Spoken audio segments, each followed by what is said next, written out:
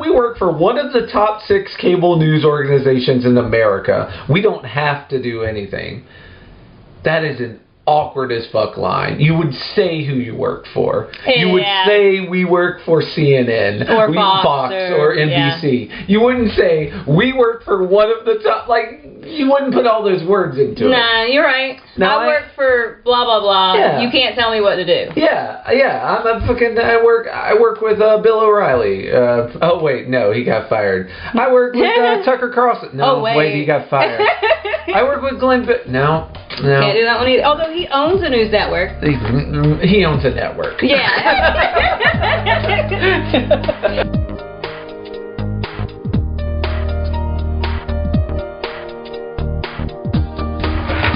Yep.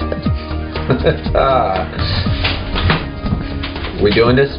We are doing this. Okay. We are on. Oh, well, in that case, welcome to Comic Dissection, the leftist comic intersectional club. Intersectional. Also that. Yeah, in which we look at things through a leftist intersectional lens. Man, we haven't done this in a while. You have to forgive me. For you, it's been 2 weeks, dear listener, but for us, it's been almost a month. Yeah. Someone had to go to Japan. I was going to say abandon us here, but you also brought me back a whole bunch of cool stuff. So some Sailor Moon stuff. I wasn't really abandoned so much as I had to wait. You did have to wait. Couldn't teleport. But yes, I went to Japan. I had an excellent time. Thank you for asking. I already knew this. I assume they're asking. Yeah. But I already knew you had to go. I'm letting the audience know. I'm bragging to them now. As you should. Thank you. This is Reno, Dino, Valentino, and Cecilia Rose back again, finally. Because, again, it's been a while for us. None of you noticed because we've very wisely kept, 6 episodes ahead. Yep. That's why if we talk about things right now, they won't matter by the time. The only downside to this, I've noticed, is that, I keep getting obsessed with new things because that's how I do things. Mm-hmm. I just dive in and I get super obsessed and then I move on. Mm-hmm. I'm trying to keep an obsession up long enough for... It forces you to go back and revisit old lovers and be like, oh man, no, I'm over this now. Don't even know why I was ever into this. This doesn't shine the same way as it used to. It was better in my mind. Man, ain't that always the truth? Nostalgia. So... This episode, we are discussing Y the Last Man, which technically, in the world of Cecilia chooses, Reno chooses, Cecilia chooses, Reno chooses, technically this is a Reno choice, but actually it was a choice from someone at CarolinaCon, which we did now a while ago.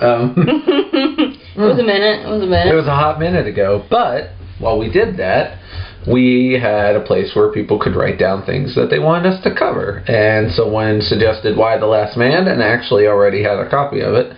So It didn't cost me anything, which made it the perfect pick. Beautiful. Yeah. So just a little bit of biography. Y the Last Man came out in 2003, written by Brian K. Vaughan. And Pia Guerrera and Jose Marzan Jr. did the art, the inking, the coloring, all that stuff. And the covers were done by J.G. Jones. He also did the covers for Final Crisis 52, which are some DC mainstays in the world of DC Comics. 2 of their revamps, the New 52 was one of the times that DC Comics decided to just upend everything and start over. Gotta love the continuity. Yes. They hate it so much that they're just like, you know what? We're just gonna clean the whole slate. J.G. Jones also did something called Wanted, which we may hate cover sometime. It's a series. There was actually a movie based on it that came out, had Angelina Jolie in it, and other people who I don't remember. Is this the movie about the spy ring with Morgan Freeman? And there's a loom that tells the future. Yeah. Okay, well I really liked that movie. not the worst movie. It's kind of goofy. I wish, like, I remember being very disappointed. It is. But I remember being very disappointed when I realized that bullets couldn't curve. Like, that was, I'm not a big gun person anyways, but when I realized that all they can do is kind of shoot straight after this movie made the curving look so cool, I was like, this is There was another movie disappointing.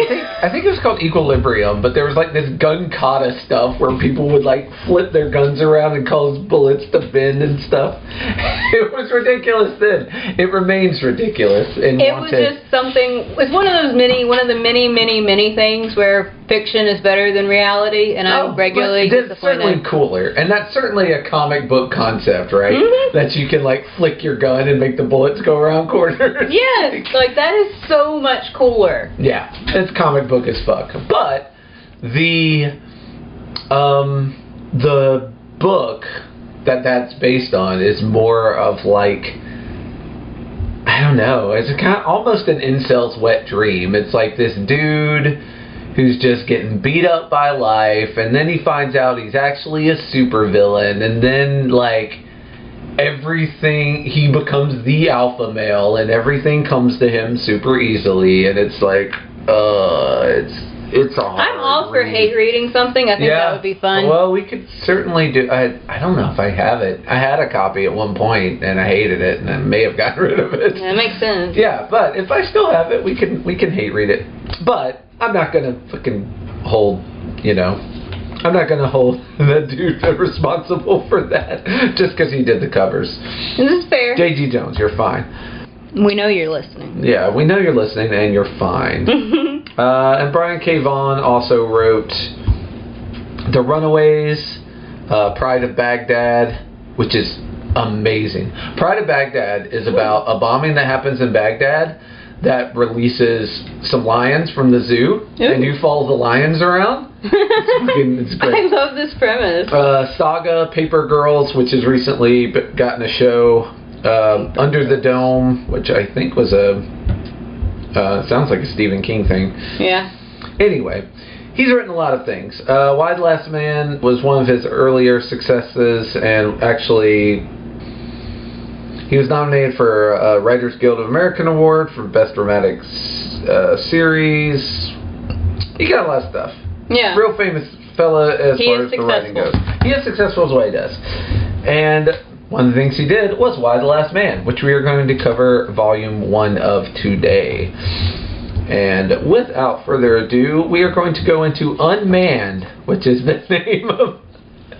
Puns abound. It's punny, you see. I am the wet blanket of a lifetime here because I do not like puns. You're not a funny person. No. That's okay. Punnies aren't funny. I gotta take down a pun by pun basis. Some puns are very funny. Unmanned is not particularly great, but some of them are wonderful. So, issue 1 opens. The cover art is Yorick, who will turn out to,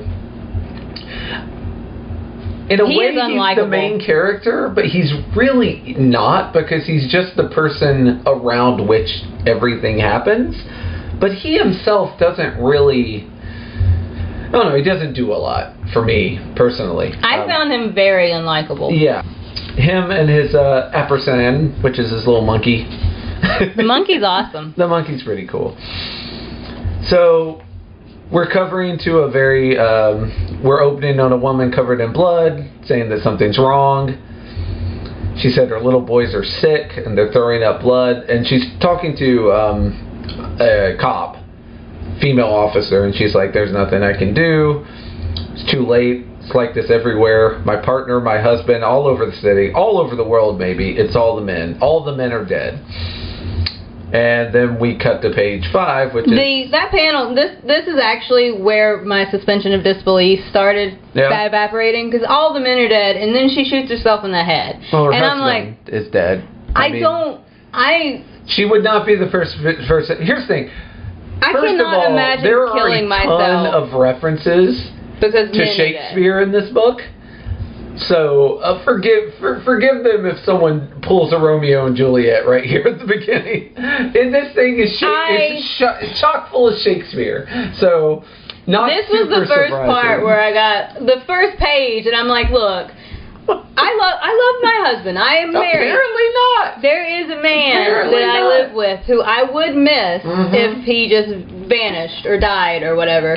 But killing myself because a man vanished is literally... I could not. Now, I would not. what about 2 men? All of the men. What about 3 men? This might be the most feminist I get on this podcast. No. This annoyed me. It annoyed the ever-living fuck out of me. Do not start with women, like, I can't. I could not. This is not relatable. This is not relatable. First of all, I get she's her being, a cop. I get her being sad about her kids. I still do not, like, this one. Well, this lady's, yeah. This lady I don't think had kids. No, this lady, Or she I would could have see. mentioned it. I could see killing herself. And maybe would not have shot herself, because that's something you have to take into effect too. And that's one of the. You have children. To I look do. after. I have 2 girls, so This they wouldn't be lady- affected by yeah, this. Yeah, this lady doesn't have kids, I assume, because she would have mentioned it when she was naming all the people that were dead. So it's, no kids here. So that reason to live is not present. I was very irritated first thing. I'm like, look. All right. Well, we're going to cut to 29 minutes before that, because that seems... Because all of these time hops are necessary. That's something else I didn't like. Not a fan of the time hops, huh? No, I got confused. I'm like, where are we at and why are we here? And why do we keep going back and forth? Like, pick a fucking time frame and stick with it for more than 20 pages. Can we do that? No. Well, they can start in an issue 2, I think. They cannot in issue 1, though. No. So we cut to Yorick, who's on the phone long distance. He's in Brooklyn, New York, and he's talking to his girlfriend, who is in Australia. And he's spitting out some random facts. He is upside down in a straitjacket, because he is a man obsessed with magic tricks. In fact, the first line we get from Yorick is, "Did you know Elvis had a twin brother?" So he is also a fan of really weird, obtuse trivia. I mean, that's fair. It's probably the only relatable thing about him. Which is fine. Yeah, like... And she's talking about how expensive it is to be on the phone from Australia to the States. And he's like, oh, I got a phone card, so it doesn't matter, blah, blah, blah, blah. And eventually she's like, you didn't get the job, did you? And he's like, no. No, I didn't. Yeah, he makes a comment about not being good with computers, and I'm like, an English major bad with computer skills, so I know who you're identifying with here. I mean, at least so far. But it's a whole thing of him talking to her about how hard it is to get a job with an English degree, which I'm not going to say not relatable. But then he gets a beep. Man, call waiting. That's a thing we hardly ever use anymore, because our generation just doesn't answer the phone ever. I would rather We're die. never on the phone. And I'm therefore, always on the phone. There is never a beep telling us we have another call while on the phone with a person. I'm always on the phone, texting or scrolling. No, I on am a phone not call. talking on the phone. Exactly. It does not have Which that means you function. never get a beep that tells you that there's another call while you're on the phone with the first call.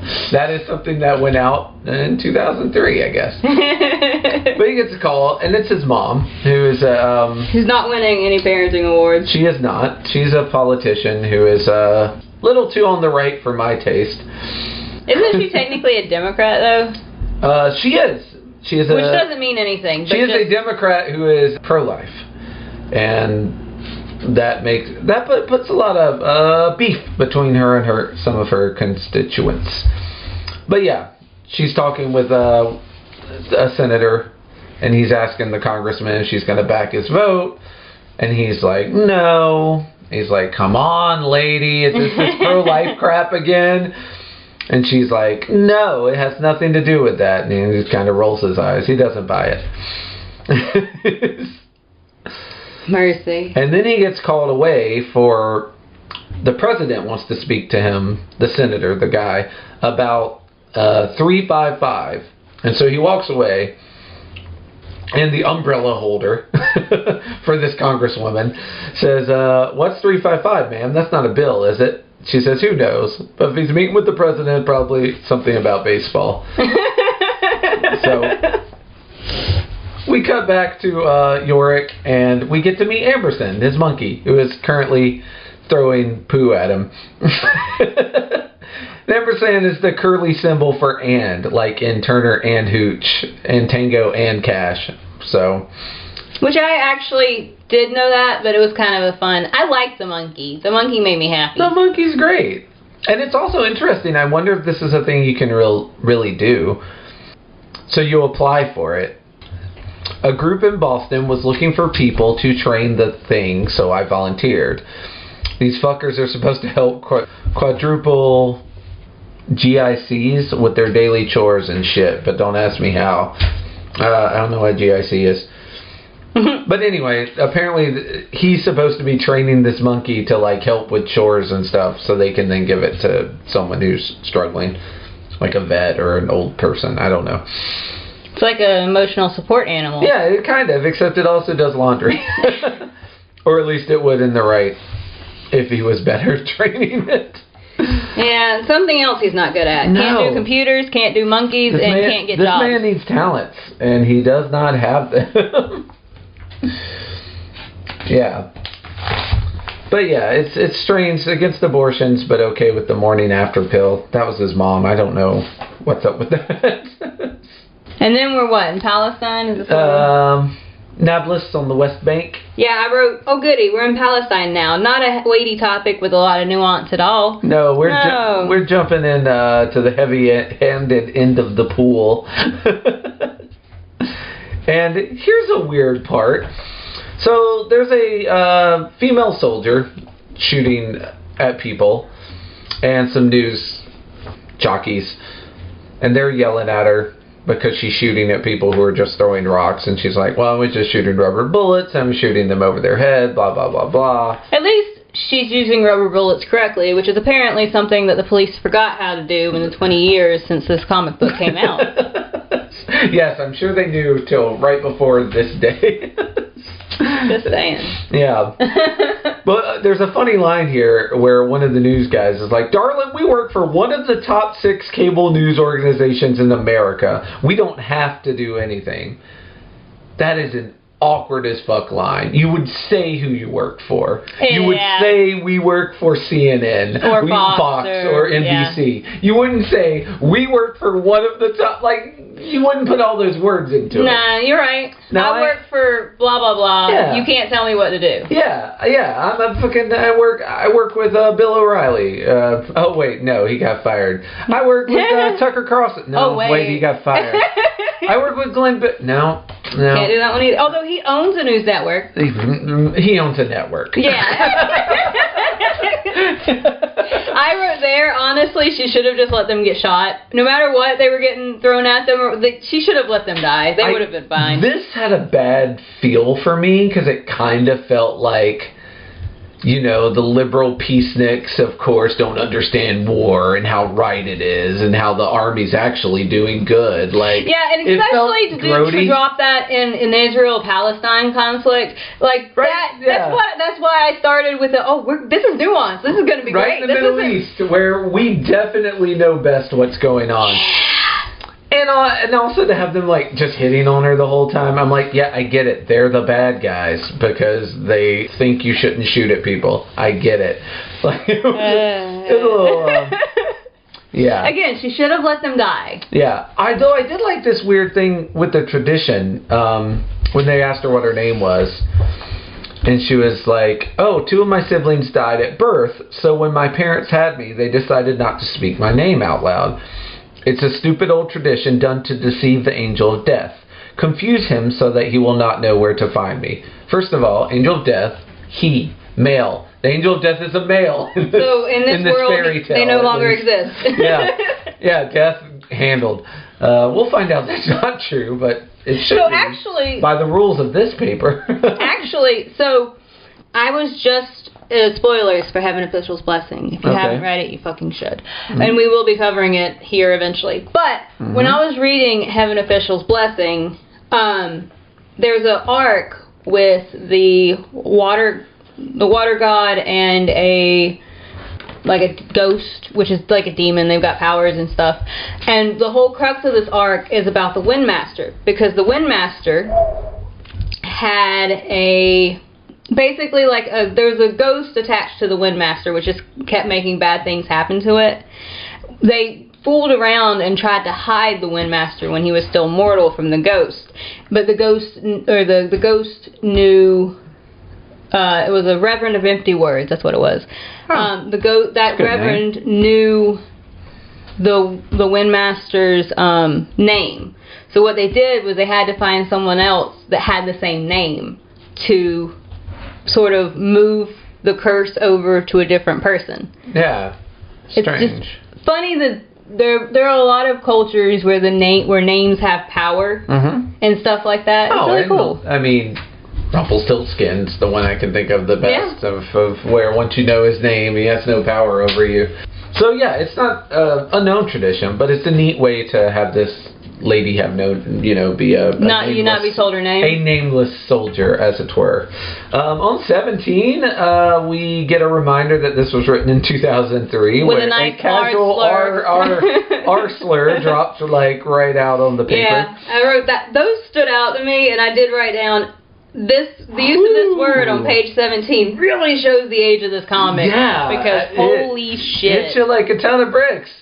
It's amazing that here in 2023 there's still people that seem to think that's fine. But in 2003, everyone was saying it almost, and I'm sad to say that probably I said it once or twice in 2003. But man, I got wiser. People in books can't, because it's written on paper and you're kind of stuck with it. Yeah, they're forever. Yeah, they're forever. Be careful the things you write. I'm sure there's some bad poetry on my MySpace still, so I can't judge too harsh. Some bad poetry. Look, I was an angsty teenager. Things happen. We were all angsty teenagers. Some of us were just in touch enough with our feelings to know it. Yeah, and then we're now in Jordan. Again, jumping around. This is 13 minutes ago. And we have a lady who is... she's afraid she's getting ready to get kidnapped, but she's not. Her name is Dr. Frozen Hamad. And there's an American lady who is here to help her escape. And she doesn't want to leave. And it's like, she says to this American who's trying to help her, "Tell the United Nations or whoever sent you that I have no need for their political asylum. Jordan is far from perfect, but we're not Saudi Arabia." I'm like, well, why you gotta be bad-mouthing Saudi Arabia? Just gotta throw some other country under the bus. We're bad, but we're not. That's the same way Americans talk about America, though. Everyone does. We're bad, but women wouldn't have any rights in this other country. Oh, and yeah. then what's even more nuanced is we're bad, but we're not like Southside Chicago bad. Even within the area, even within our country, we're like, oh, we're bad, but we're not as bad as other parts of this country. Yeah. And we're certainly not as bad as those Middle Eastern countries where they cut off women's heads for whatever reason. And she says, "Doctor, you've been in hiding for months. How many more assassination attempts do you think you can survive? As many as it takes. I refuse to let a handful of Muslim extremists derail my efforts to end the honor killing of my sisters." This message is Trump approved. Right? At least she's identifying the problem.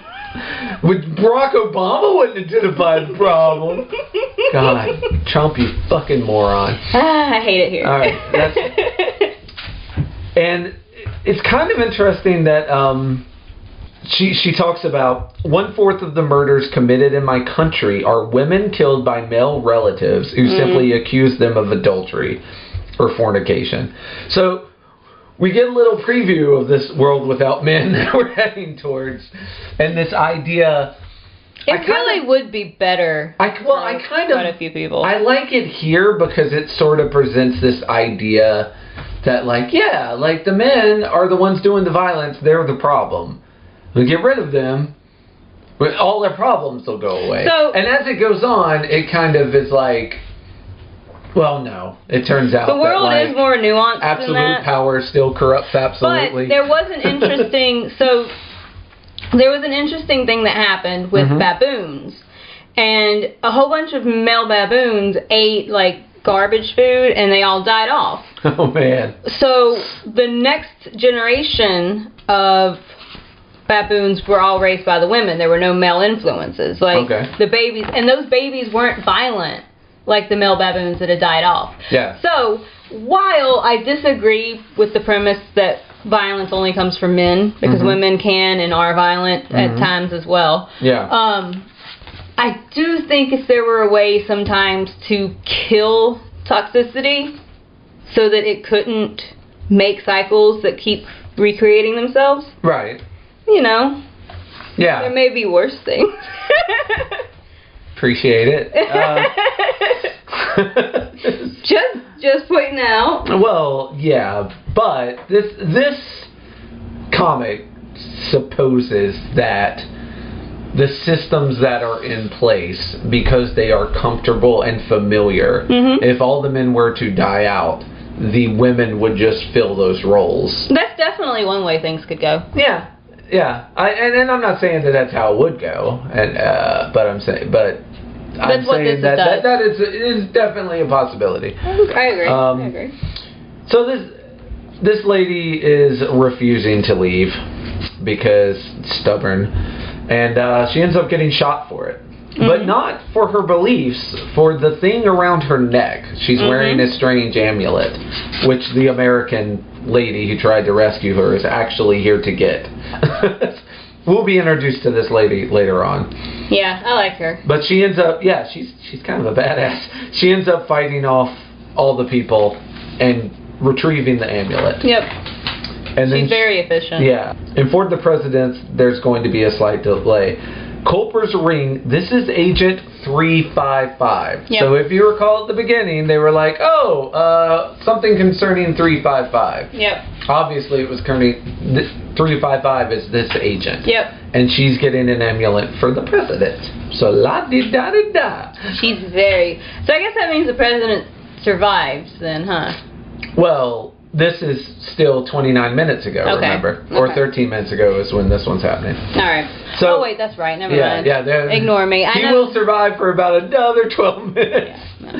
Yeah, we cut back to Yorick, and he's talking to his girl and about how he misses her and how important she is to him. And he's like, oh, you make me a better, smarter, braver person than I do want to. And she's like, whoa, Yorick, wait. Before you say anything else, there's something I should tell you. And I wrote down here, Blondie's gonna break up with the English major. I mean, her dead boyfriend who can't hold down a job and is on the other side of the country. Yeah. Yeah, it ain't looking good. I got some vibes, because he's over here talking about how much he loves her and misses her, and she's like, look, you need to slow down. Yeah. Then we cut to a lady whose name is Mrs. Mann, or Dr. Mann, I'm sorry, I shouldn't disrespect. She's got a degree. Yeah. Dr. Mann, who is currently in a wheelchair and suffering from about 7 months of being pregnant. And it turns all my heart out she's the father of this child that's inside her. Yeah, she says something about it being against the law to have your own clone or whatever, and like she's in 2003, yeah. How is that against the law? It's probably a crime against nature in 2003. And I assume, like, inseminating yourself with your own things probably breaks incest laws. Well, for a second, I thought she was talking, because I forgot, well, one, I didn't know exactly when this was published, but yeah, I thought when they were talking about her also being the father, that she did that thing where women can use their own DNA and make a baby without a man involved at all. Yeah. I don't know if that was available in 2003. It might not have been, but and in 2003, something that was happening was people were super freaked out about cloning. Yes. Because they were cloning sheep and cows and shit. Yeah, I remember that. So, at that time, it was illegal to do human cloning, and that's what her med student here who's talking to her is comparing this to. So she's I was worried about thinking, getting so that's arrested. called reciprocal in vitro fertilization, or IVF, where for lesbians, it allows both women to participate in the pregnancy. One woman supplies an egg retrieved and fertilized by a donated sperm in IVF, with the resulting embryos being implanted in the partner. But there's actually a way for women to just use their DNA now to make babies without, and all those babies will always be female. Oh wow! Great. That's when she was talking about being the father. That's the first thing I thought of was, yeah, a woman used her own eggs to complete the DNA sequence and then had a baby. But no, it took me a minute to realize that this was actually a problem. Yeah. So luckily, in the hospital, the person that she comes in contact with is a former student of hers, and she says, "Look, you can concern yourself with alerting the proper authorities, or you can help save this child's life," which is not really the bargain, because he could actually do both. Yeah. And he's like, "Fine, but we can't do this here." So he's going to sneak her out of the hospital. So now we're in Boston, Mass. 4 minutes ago, and two people are getting frisky in the back of an ambulance. Nice segue to, we need to get you out of here, and then we cut to an ambulance. And this is actually Hero, who we will find out later is Yorick's sister. Also getting a call from fucking her mother. From her and Yorick's mother, the politician. There's a little slut shaming from some of her co-workers. They're like, "Oh, she's banged all the firemen here, blah blah blah blah blah." And they're not really making a strong case for why the world needs men.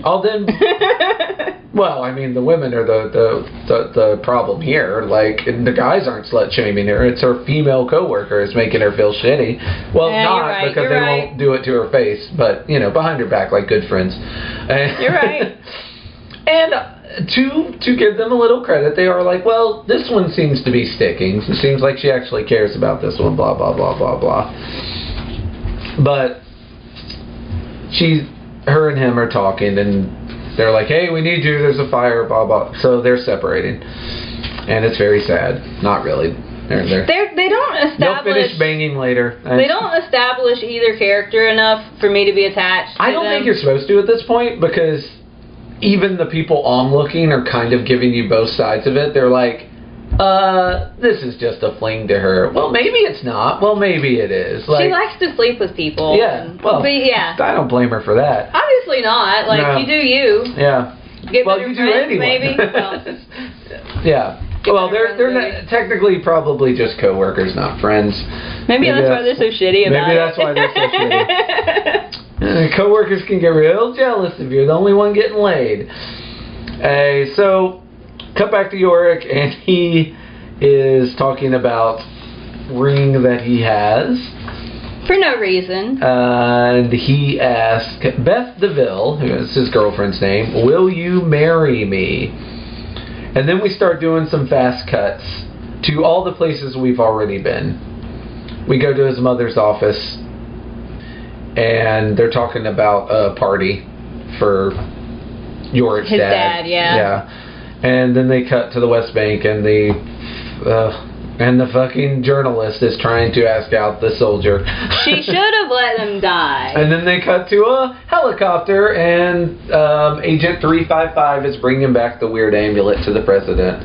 The helicopter pilot is a male. That may be relevant in a moment. Then we cut to another place, and in Boston, Mass, we've got the lady, Dr. Mann, giving birth to something. And the doctor, who is looking in on the delivery, says, this isn't right.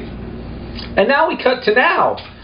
And all of a sudden, all the guys in all these different situations are spitting up blood, bleeding blood out the eyes, and killing over dead. And you get a couple of really good scenes here.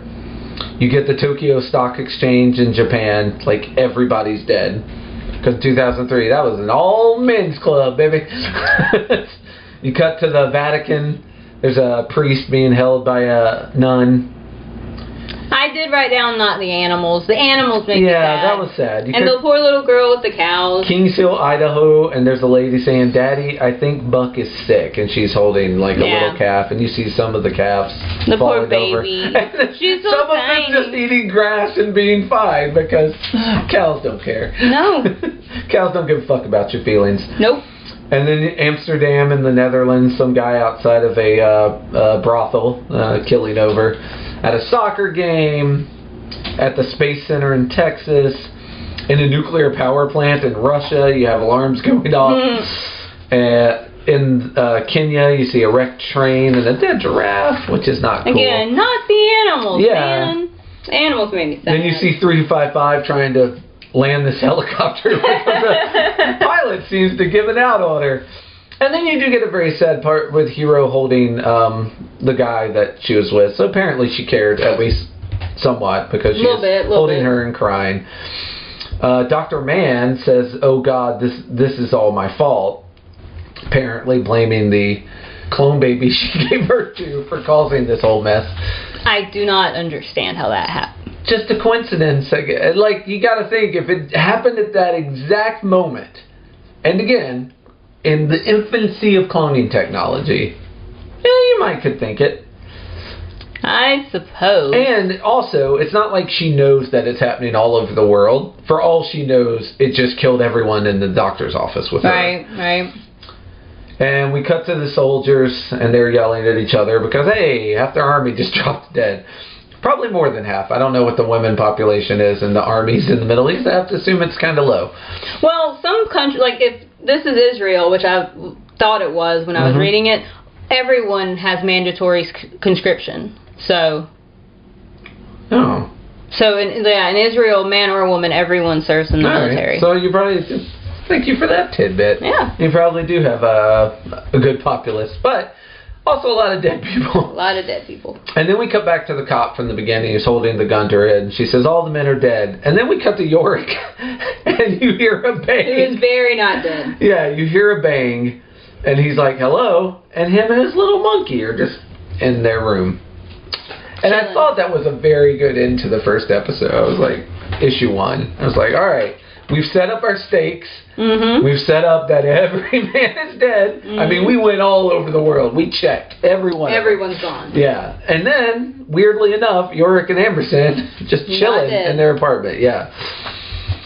And now, we're cutting to 2 months later. And we're in Washington, D.C. And we've got, right here at the entrance, we have a dude in a gas mask with a pet carrier. Who almost gets hit by a garbage truck. And out of the garbage truck comes a lady, of course. Of course.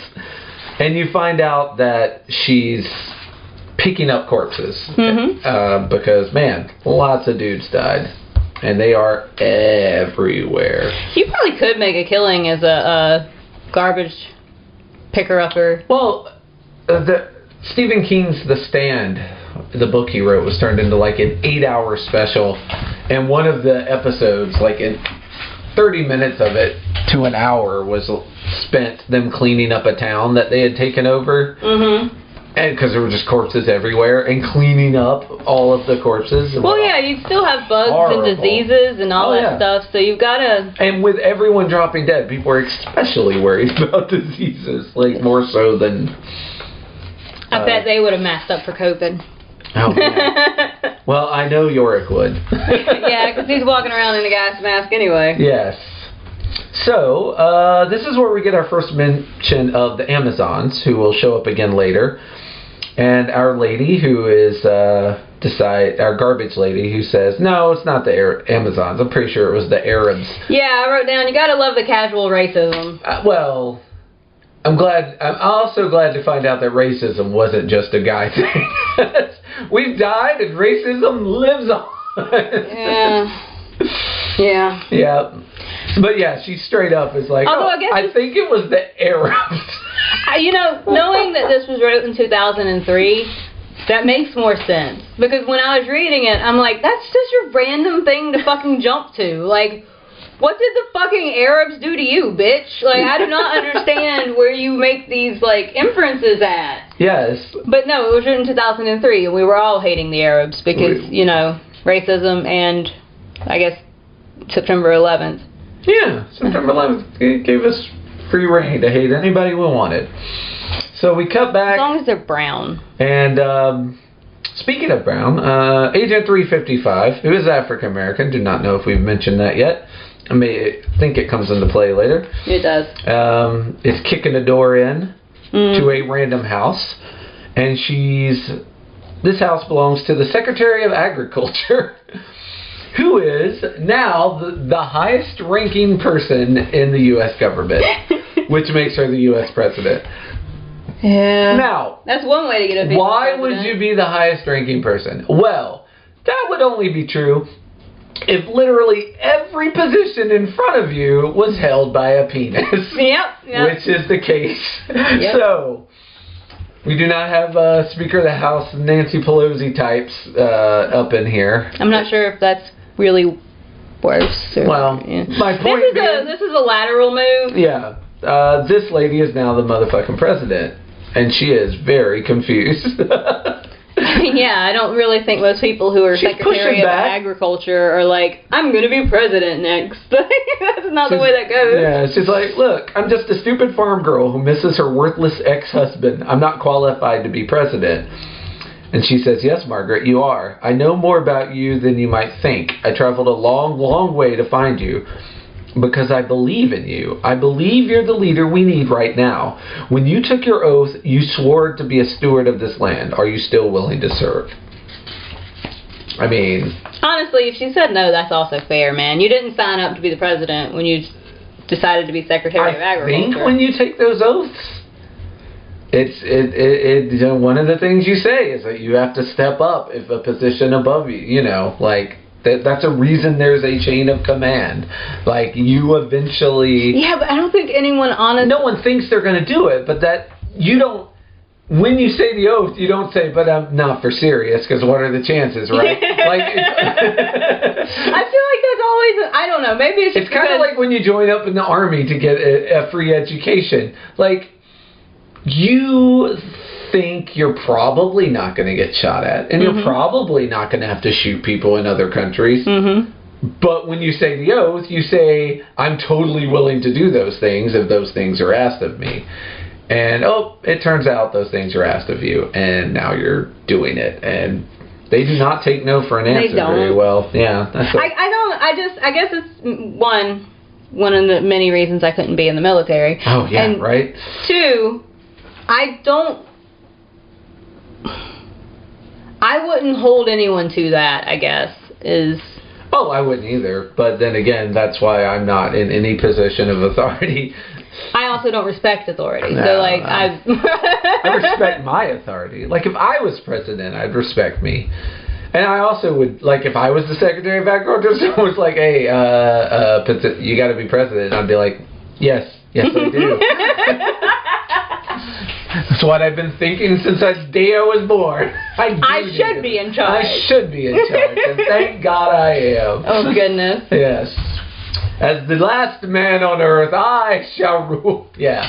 I mean, that's assassination day one, I am sure. It should be. Yeah. So... we cut back again. We cut back, and this lady's going to sell Yorick because he's the last man on Earth, or the last one he's seen, anyway. Yeah, no one else has seen. She is sick of this fucking shitty job of delivering garbage people. She used to make a ton of money. Was she a stripper, an actress? I don't remember. She had a nice career before she ended up being a trash lady. I think she was an actress. It was something based on her looks. Yeah. And now she's mad. So she checks to make sure he's actually a dude. Like, she grabs his junk. Yeah. And he says something about, like, what are you going to do, rape me? And she says, don't flatter yourself, you're not my type. So on top of being a racist, she also has a very regressive view on rape and... yeah. She also body shames him when she says, you're a real man, but just barely. So she's just bad all over. Just mean lady. I wanted to point that out because that's a pretty fucked up thing to say. Agreed. Absolutely. She handcuffs him and she goes to like finish getting her corpses because here's the thing, she's getting ready to sell this dude and make $1 zillion, but she still also wants to pick up her last corpse, so she makes her nickel per deposit on those too. I mean, she's committed to the role, I guess. Well, when she turns back, he's gone because hey, magicians know how to get out of fucking handcuffs. And she didn't know that. At least he finally had a skill that was somewhat useful in the story. That magician thing ends up coming in handy more than once. Like, it makes him a master lockpicker, apparently. Here's a question I wanted to ask you. Just came to me. Are there any famous girl magicians? Is a magician just a dude thing? Off the top of my head, I cannot think of one female magician. They've got to be out there, but I can't think of, like, all the famous ones are male. You are speaking facts, usually and I had never noticed until right this second. Same. I'm thinking of Houdini, David Copperfield, Penn and Teller, what's that? David Blaine, Chris Angel. I can think of the masked musician that debunks all the other musicians' tricks. David Copperfield. Did we say him? Yeah. Anyway, point is, I can't think of a single female. Yeah. That's messed up. I mean, unless you count getting sawn in half or standing next to him in a speckled I do dress, not count. then why are there no female magicians? What's up with that? Maybe women aren't allowed to feel that hard. You women folk have been fighting the patriarchy to get equal treatment, and you have ignored one of the most important fields. Women aren't allowed to fail that hard. You have missed one of the most important fields of entertainment in magician. Women just aren't allowed to fail that hard. That's all. Hey, magicians go through cycles. They're very popular, and then they become very unpopular, and then they become very popular and very unpopular. And it's just something I just now thought of. I'm like, are women being kept out of the magician game? I'm not. I mean, wouldn't you want to see a dude get sawed in half for once? Come on. I do not. No, fair enough. I'm good. I'm fine. Well, I don't really want to see women get sawed in half either.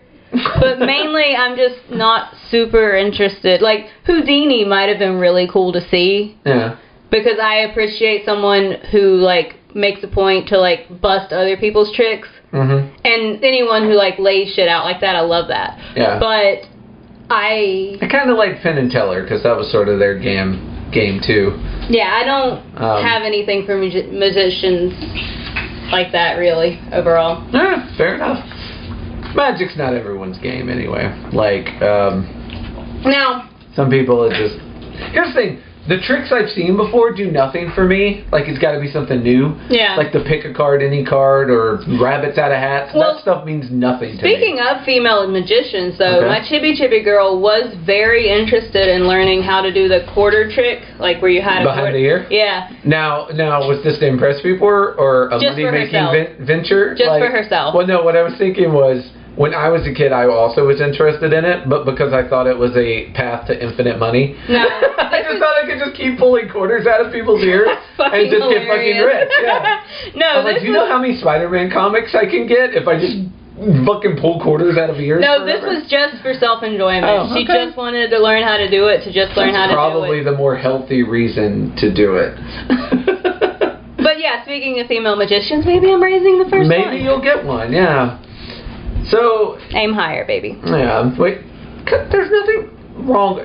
Half of our listeners are magicians. Look, there's nothing wrong with that career path, people. Like, you're fine. Keep those rabbits coming out of those hats. I'm sure your parents are proud of you. Your parents will never be proud of you. If you become fucking lawyers tomorrow, they still won't. So don't even sweat it. Do what you want to do. Do not spend your life trying to make your parents happy. I do support that message, actually. Thank you. So we cut to Yorick's mom, who is spending a late night in the White House, I believe. Yeah. Walking around, hanging out in her office. And Yorick, because he's a smart and clever boy, just walks up behind her out of the darkness. And goes, boy, security sure has gotten lame in this joint since all of the men did. And then she grabs him around the neck and basically suplexes him over her shoulders to the floor. Him getting his ass handed to him by his mother made me laugh so hard. The first thing he did that was actually, I was like, that is beautiful. It's very funny. Every part of that was the best. And then, for me, the next scene's actually very sweet because they were butting heads last time they were on the phone. But when she sees he's alive, the first thing they do is this like beautiful embrace. It's very sweet. Because imagine she had thought that every man was dead. Yeah, like she had lost her son. And he's not. And I prayed every second, Yorick. I prayed every second for you, but I never thought. And he says, I'm so sorry it took weeks to get out of New York. Which, that's a story I would kind of be interested in hearing. Yeah, we cut 2 months into the future. Yeah, he had gotten out of New York. You can imagine what it's like to try and disguise your identity and escape the one of the most populated cities in the world. Hey, it's half less populated now. Yeah. And still overcrowded. Right? I still can't afford a Manhattan apartment. I bet prices went down. I probably did nothing. I'm bet prices sure. went down. I'm not sure. You have to pay to live in houses at this point. I'm sure you don't. Who are you paying? Yeah, I'm sure you don't. Man. Maybe, you know what? That's if we had any kind of advanced, if we had any kind of advance warning that something like this was happening, we should make sure all of the people higher up in all of those companies that have mortgages are men. Yeah. That way, in all of the I got good news for you. 80% done. It wouldn't be a hard 80% done. Not a hard How about if we're gonna cut the population in half? And this might be me being selfish because I fall on the wrong side of the current equation. But why don't we do it by age? Like maybe 60 and older versus 60 and younger. 60 and older and more money than God. Yeah. Or we could do it by income. There you go. Yeah. I would be Although that would not get rid of half. That would get rid of, I'm just going to throw out a number, 1%. Yeah. I feel like the 1% that causes the biggest problem. And for anyone listening, we're just talking about a mythical plague. We're not talking about doing anything ourselves. This would be for legal reasons. We are not advocating for crime. From God. Yeah, not our problem. And then Yorick finds out that his father didn't make it either because of course he didn't, but still sucks. I mean, like. And he gets very angry about it. He fucking slams his fist on the table and throws everything off because he's very angry. Well, I get it because he thought whatever kept me alive, maybe it's genetic. Maybe my dad's also alive. And no. This just has very punching the wall when you're mad vibes to it, and I already. That's definitely what's happening here. I didn't like Yorick to start with, so this didn't endear me to him. But here's the thing: I don't mind punching the walls in like angry, impotent sorrow. Like I mind punching the walls when you're drunk and you're trying to scare your girlfriend into like doing the dishes. But this is fine. Like. You just lost your fucking father. Like, this I'm totally... I would have had more respect for him if he just cried about it, but... Well, that happened... I mean, he's doing them both at the same time. He's a multitasker. Like, he's multitasking. And then, even though I defended him here, I'm getting ready to immediately take it back. Because he's like, hey, I'm the last dude on Earth. I want to go to Australia and try and find my girlfriend. And his mother is like, that is some dumb, selfish bullshit. And I'm like, yeah, sorry. But I also get that you're at that fucking stupid true love age where you're dumb enough to think that that conquers all. Yeah, there's a part here where he's talking about his mom, like, selling him off or something to make babies. Is that coming up, or is that already happening? No, that he's... Yeah, I wrote down, our boy sure thinks a lot of himself, huh? Like, Yeah, Yorick, I have no intention of whoring out my own son. I just think that you have more important things to do than engage in some kind of romantic crusade. Like what? Oh, I don't know, preventing the extinction of the human race? That's what I'm planning to do with Beth. Sweetie. Adam and Eve, on the contrary, you can't do that with just two people. Oh, Jesus Christ. Yeah, again, it is that like, the writer has perfectly captured that stupidity that you have from about 15 to I don't know, 24 or so, where you're just young, dumb, and full of love, and you just do not know how shit works in the real world. Well, I know I sound like an old stay off my lawn old man, but god damn it. Well, I don't actually mind this devotion he had to Beth. I think it's one of the few redeeming characteristics. That's the thing that bothers me is the thing you're like, that's actually one of his good qualities. I'm like, no, that is one of his bad qualities. Well, here's the thing. One, good qualities is that he was an English major. That will be on the TikTok. That will be one of the sound bites for this episode. No, but his devotion to Beth is one of the few redeeming things I think he has about him. Here's the thing. If this were realistic, okay, and if he were the last man on the planet, yes, and if there was no other way to copulate and make more babies, right, I don't give a fuck. Oh. Like, personally, he should get to do with his life what he wants to do with it. If the human race dies out, the human race dies out. Fuck it all, I don't care. Like, that's not... He has no responsibility to continue humanity. If he wants to marry Beth, and Beth is amiable to this idea, because I don't think she fucking would be. I don't think she likes him like that anymore. We got cut off. We don't know what happened, but she was going to tell him something, ... My money is on she was getting ready to break up with him. But I feel like it's break up or pregnant. Like, those are your only two options, right? She's been over there for a while, though, hasn't she? She's been in Australia for a hot minute. I mean, a hot minute, but that's... Interestingly enough, also how long it takes to impregnate someone. Just a hot minute. I'm saying, I think she was going to break up with him.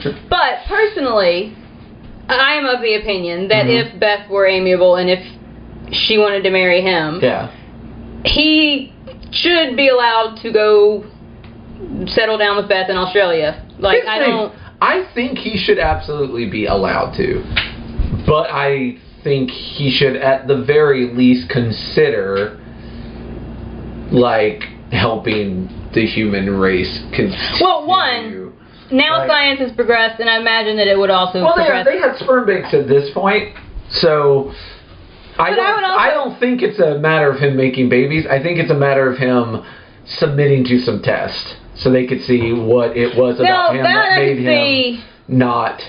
That I could see doing.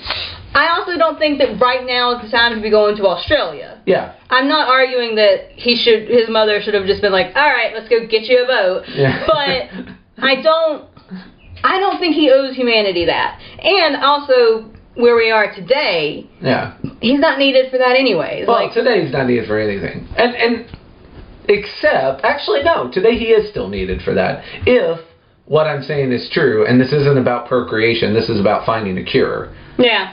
He might, like, I don't think when his mom says it's about preventing the extinction of the human race, I don't think she's like, I want you to make 3 sperm bank donations a day until we get the numbers where we need them.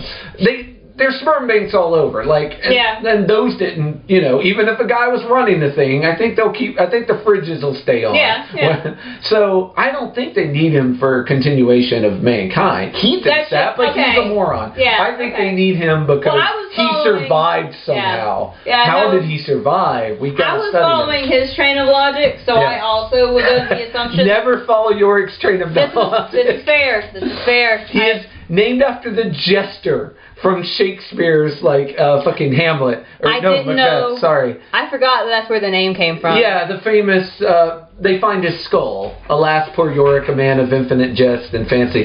It's the skull of Yorick who is the court jester. Whereas his sister Hero is like a sister from Much Ado About Nothing. I think she's the one who gets accused of adultery and didn't actually commit adultery. It'd be really funny if she was a virgin up until she laid with that one dude. Doesn't seem like it from the rumors, but you know how rumors are. Truth. Gossip's as good as gospel in this town. But yeah, he seems it seemed a little selfish. But before they can make any more plans, the window gets blown out. Yep. And there's bullet holes. And that's the end of issue 2. Why we got bullet holes? I don't know. We do another fucking But now jump skip. yes, I was wrong. Apparently these time skips are forever. Interstate 395 in Virginia, 6 hours ago. It's the president and our agent, 366 or 356? 355. Number is not Reno's forte. The president is asking why they're stopping the car, and just like, well, all the men disappeared during rush hour, so the roads are not clear. Although, if you're cleaning, if you got people in body clean detail, shouldn't you also have people take the cars off the fucking road detail? I imagine it would take more than 2 months, though. There's probably a lot of fucking cars. But this is the road that leads into the capital of the United States. I kind of thought it might have a little priority put on it, but apparently not. Nah. Yeah, no, indeed. And the White House now. Get away from the window, Yorick. But who the hell is shooting at us, Mom? Terrorists? Worse, Republicans. Terrorists, worse, Republicans. Those were the days when people could pretend that there was a difference. Boom. Yeah, like, man, in 2023, this seems almost predicting the future up in here. So I like the premise here. This is interesting because the idea is that when you have the Republicans and the Democrats in the House and the Senate, and all of a sudden all the men die, the women who are left are going to be, there's going to be more Democrats than the Republicans, because the Democrats are more about lifting up women, people of color, blah, blah, blah. Power vacuums are power vacuums. Yeah, so the Republican wives of these senators are like, well, the Democrats just took over power because there's only like 3 Republican women that were ever in Congress. And there were like, I don't know, 40 Democratic women. And now there's 40 versus 3. So they want to take their husbands' positions. And here's their... And the thing is, I can sort of see it both ways. Because they are kind of like, look, in many cases, we were the power behind the throne. In many cases, at the very least, we were partners with them, and they would not have gotten where they were without us. We believe everything they believe. Like, we will keep promoting their agenda. Like, it wouldn't lose a step if you put us in there. Yeah. But the counter argument is like, we're not a monarchy. You don't get in. Nobody voted for you. Yeah, you don't get in because of family. But then she says the thing that you never can believe. As soon as we get things settled down, we plan to hold some free elections. Yeah. And that is not what you say to people holding guns ever, because it is the lie that everyone tells when they're in power. So even if you really believe it, there's 2 people that say we're going to hold free elections as soon as we can. People that plan to hold free elections as soon as they can, and people that are never going to hold free elections. So you can't say that. And I don't, like, maybe this is also just being where we are now, but, like, just because your husbands were in power doesn't mean that they got the most votes. Gerrymandering is also a thing. Fact. And, like, I don't disagree that... Plus, they're also grieving, and... Oh, yeah, they're in a bad spot. For women who mentally. make their identities about men, to suddenly be without the man, it's probably pretty fucking heartbreaking. Or even to I'm not even sure if this is a more charitable view, but a different one, to make it all about the Senate seat or the Congress seat, and then to not have that Senate seat or Congress seat anymore, even if you just had it through your puppet husband whose strings you were pulling. Like, basically, they lost their man and their career on the same night. Like, they lost it all. And which is why you shouldn't make your identity about other people. Certainly not. And Yorick says, when the hell did women get so petty and power hungry? I really dislike him. And his mom said, didn't you vote for Hillary? And he says, point. I dislike him. And it's fair. Although he's very naive. And having read all of this, like, him in Volume 5 would not have said a sentence like that. I think it's hard to tell when the writer is setting up things for him to improve on later, and just this is just his personality, because later on some of those things go by the wayside, but he's always kind of an annoying English major, which... Well, here's the thing. It'll happen here, and does it happen now? Yep. Well, this is when he gets locked in the safe. I actually give Mom some props here because she does actually care about her kid. Oh, and so she absolutely does. Like, but I'll get to it when he gets to it. Okay. Yeah, she, there's a, what would you call it? A bunker. A bunker down below, of course, down below the White House. And she's like, all right, Yorick, we're going to hide in here. Yorick and Ampersand, his monkey's still with him. I haven't mentioned the monkey in a while. They go in, and she slams the door on him. Yep. And she's like, this can be opened from the outside. We'll come get you when I've taken care of all of the crazy people with the guns. Yep. And her assistant comes down and is like, we need to get in there. Yeah, we need to go in there. And she's like, no, we're going to bravely go and approach them and talk to them. They can be reasoned with. Meanwhile, there's a very funny scene where Yorick's like, oh, luckily I always keep a key in my stomach because I'm a magician. He's a weird dude. Oh, yeah, absolutely. That goth girl stole my pick back in Jersey, so I'm going to have to regurgitate the tension tool I swallowed. So he throws up and he's like, oh, that's just the frozen chicken cutlet I ate. Oh, gross. Ampersand, don't eat that. Yeah, that made my stomach turn. Yeah, not a great scene for those with light stomachs. Yeah, so we turn back to Mama outside of the White House dealing with the crazy terrorist women who want their husband's seat now. And she said, you can't have the seats. Why the hell not? Because we're politicians, not royalty. Representative Brown, in the history of Congress, 45 widows have attempted to succeed their late husbands, and not one of them failed. That's something I never knew. I assume that is historically accurate, that they did their homework for that line. But that's an interesting thing. Well, the husband dies, the wife runs, and they've never lost.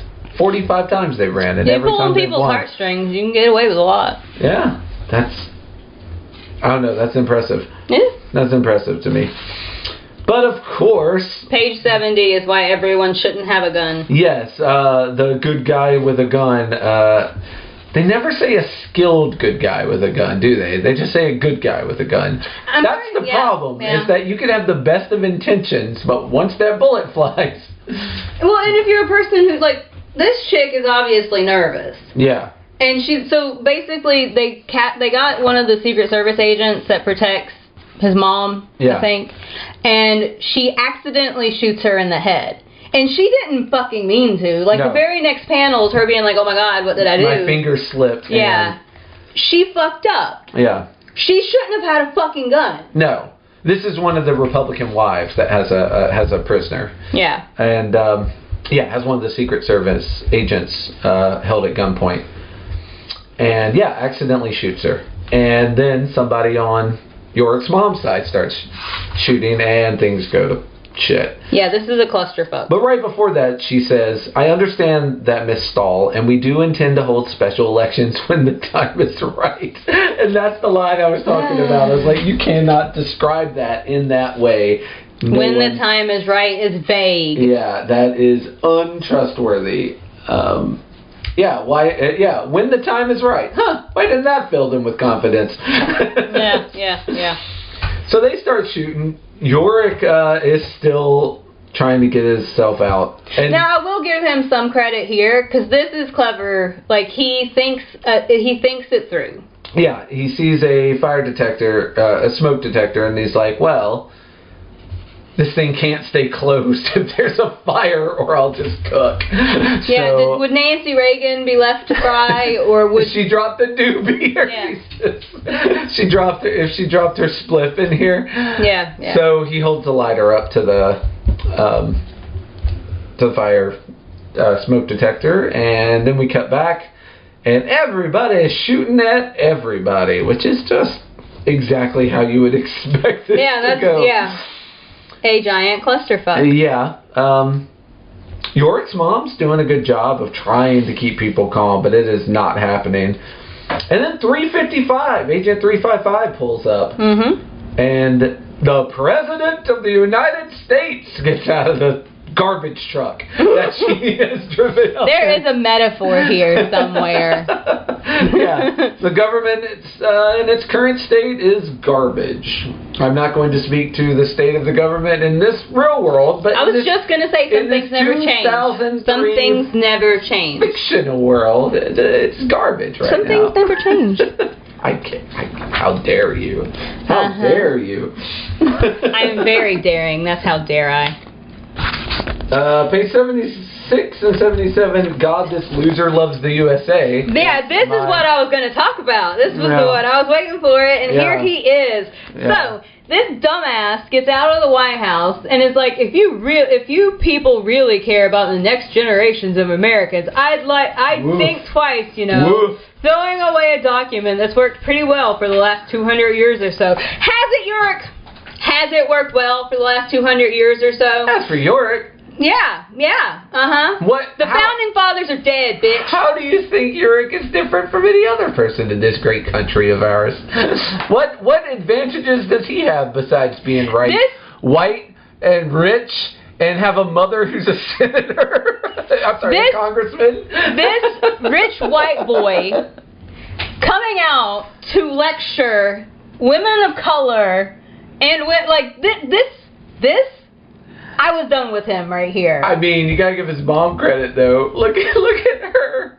The bottom panel is his mom literally covering her face because she is so embarrassed. And she fucking should be. She should be ashamed of herself. Like, cringe. She should be ashamed of herself. Like, you raised that child. You should have done better. What the fuck were you doing? God. I was so done with him. He came out of there ready to lecture these full-grown women. And I'd hate to have to tell my children that the great nation, which millions of my brothers shed their blood to forge, was completely undone by. And then the president says, "That's enough, young man." Yeah. Shuts him down, thank God. Yes. My first thought, I said, Madam President is right. My first thought was, shut the fuck up, kid. Didn't you start this book by wasting your money on a magic ring and not getting a job? Yeah. Like, what right do you have? She says, these women have suffered more than you can imagine. They don't deserve to be lectured by a self-righteous child. Amen. Amen. And then the Republican lady's like, who was leading the people who were shooting up the White House, was like, thank you, Margaret. We were only trying to, and she's like, oh, shut up, Still. The boy's right. You're a disgrace to our party. Agent 355, arrest these civilians. So they all end up in prison. Now, just for fun, I'm going to play Yorick's devil's advocate just for the hell of it. Alright. This I do not think is what happened, let me be clear. But what if he was saying the thing you have to say to get conservatives to put their guns down? This is the speech. If you told me a bunch of conservatives had guns and were going to shoot, this is the speech I would give. This right here. I might buy that if he didn't pull the same shit in a couple of pages. Yeah. That's why I don't think it is, but I will say this. By stupidity, he stumbled into the right thing to say to this crowd. I actually think he did accidentally do something because he got everyone angry at him. Yeah. Instead. Yeah. And he was a good distraction. However, he also should have been slapped in the mouth. Oh, no. Yeah. Like, I won't deny that. No, obviously. Boy deserves a slapping. Everyone in the, because everyone was arguing with each other, and then he came running his mouth, and everyone was like, shut the fuck up, dude. Yeah. Like, you're not old enough to be in this room. Get the fuck out of here. You're not a part of this. And so he was useful. He's a good cover story. He provided a use, but also, goddamn. Yeah. That was rough. That was so self-righteous it hurt my face. So, his mom and the president are telling him to go visit Dr. Mann, who we recall from giving birth to a clone. Or and destroying maybe the world. not. Yeah, possibly destroying the world. And Agent 355 is sent to be escort. And I feel bad for Agent 355. That is not a great gig. Yeah. Then we move to... I feel sorry for anyone who has to spend too much time with him. Facts. Then we cut to Tel Aviv in Israel, and this is where we have someone who is in the president's inner circle is calling up the head of the military in Israel to tell them that there is a boy still alive named Yorick. Yeah, this is out of order stories can be fine, Yeah. but this is where I wrote down that all these time hops and jumping locations is really irritating. Like, by this point, I was like, I'm just ignoring the big black box. This is too much. Yeah. Honestly, this didn't need to happen 3 days later. This could have happened 2 minutes after And 3 he days walked out later of the from room. what? Or is it 3 days later from of this? them setting out. Or is it like, yeah, like there's too many time hops. Yeah. There's too much, we jump in locations, and like, I've realized that is a problem for you. A couple things we've read have had time hops, and you've never liked them. Well, I don't mind them because like Mao Dao Zushi does the same thing. Like you start with the story after, like when Wei Wuxian is reborn, and then it time hops backwards to when he was a 15-year-old before he died. Okay. But then you spend like a whole book in that time hop, and then it moves back. Like it's not so much intercutting. Takes me out of what we're doing. Gotcha. And then I'm confused and also irritated because I don't like being confused. Most people don't. Like, I find that is something that just blows off me. Like it doesn't get me. I'm trying to keep a sequence of events in my head. Yeah. And so when I'm trying to like see what the story is building off of, and then we're going from Israel to America to fucking wherever 355 was to we're just Jordan. Yeah. And we're hopping, not only are we hopping locations, which is irritating, we're also hopping to 3 minutes ago, 19 days, like, how am I supposed to keep that shit in order? I don't know. My brain just do it. My brain do not do it. We find ourselves now in issue 4.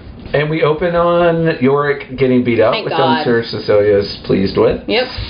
He deserved it. And he says, I'm seriously rethinking my no-hitting women policy, which I will say, A, a good policy, and B, yeah, I think when you're getting beaten to death by a bunch of women, it's a good time to rethink said policy. I think it's fair. It's fair. I'll allow it. I'll allow them hitting him. Yeah. I'm fine with it. I will not allow him to hit them back, but I will allow them to hit him. So we go to Washington, D.C. at a different time. I won't tell Cecilia when. So 1 hour ago. And 355 and Yorick are walking. And 355 said, "There's a reason my real name is classified Yorick. If you have to call me something, you can call me 355. And Yorick says, "And if you'll be my bodyguard, you can call me Al." 355 says, "What?" And he says, "Forget it. It's a Paul Simon song." It's a Paul Simon song you have heard, actually, because I made you listen to that part where the guy says, "She ducked back down in the alley with some roly-poly little rat-faced girl." Remember that line? Yeah, that's from this song. You can call me Al is the name of the song. So he's got good taste, even if he's a bad guy. I wrote down here, seriously though, can this dude stop talking? He doesn't want to wear his mask. He's very COVID denial in that respect. And he's trying to get information out of her because they're traveling And he's an entitled together. little bitch. Yeah, and she doesn't want to. And rather than respecting her boundaries and maybe like realizing that there are reasons why she has them. Well, it is that fucking like and so many things do this, and so like I get this with Yorick because this fucking drives me crazy. When someone keeps asking you questions but won't answer one fucking question themselves. Like, sorry, Yorick's right here. Like, don't keep asking him shit if you won't answer one fucking She did question. answer, though. He asked her name, and she's like, look, it's classified. That is an answer. That is the worst answer. It is an answer, though. But she also refuses to answer her non-classified questions. Like, oh, do you have a family? I don't think that's fucking classified. She just doesn't want to talk. Like, She is pissed at him. She's a secret agent. She is pissed at him because she does not want to be on this mission. I do not blame her, but you are making this fucking insufferable if you're going to keep asking me questions and not say one thing back to me. This is the worst conversation. This isn't a conversation. This is an interrogation. You're a spy, so you're probably used to those. I am not a spy. I'm a dropout college student, which means I'm not used to being interrogated. So I don't like it. Maybe we can just have a goddamn conversation like normal people walking on the road. Turns out they can't. They do not have a good time of it. But he does mention his sister and that he wishes that he could swing by and look for her as well because he hasn't seen her since all this went down, and the mother also doesn't know where she is. And there's better chances she survived the mess. Yeah, being female, there's at least a much better chance. Mm-hmm. And 355's mad at him because he won't put on his gas mask. And he's like, I don't want anything to make this harder. And this is one of my favorite scenes.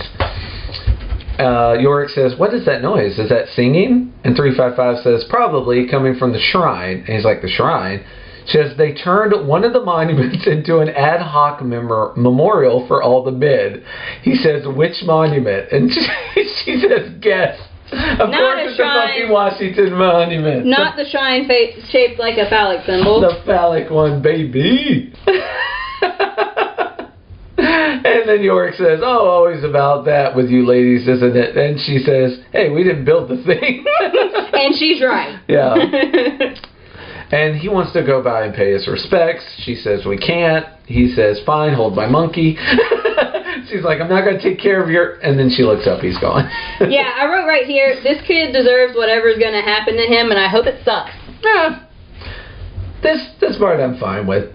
I mean, keep your mask on, go have yourself time. But he doesn't. Well, no, that part I'm not okay with. But that's not the part I'm talking about. Like them stopping at the memorial so he can pay his respects, fine. I think she should have let him do that.